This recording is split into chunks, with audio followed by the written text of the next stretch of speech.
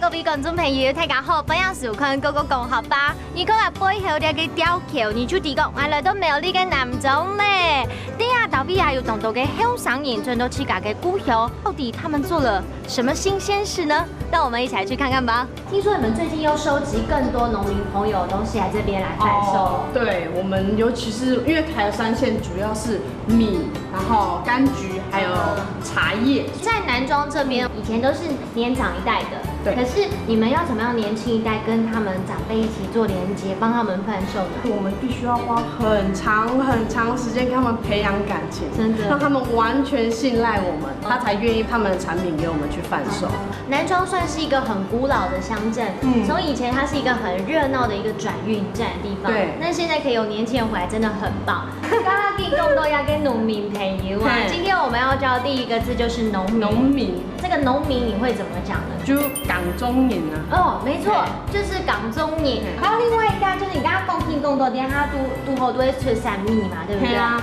米的客家话怎么说？米。对，而且观众朋友你很好记，你可以把它记成像是英文的我的意思。哎，对。像你刚才说到，不管我们在地的班庄茶也好啊，米也好，这些鸭蛋，像你们帮助他们做这些变化之后，这些的收入你们会来回馈帮助他们吗？当然会啊，因为没有这些人，我们怎么会有这些食材可以使用？所以最大的利益回馈应该就是要回馈到他们身上。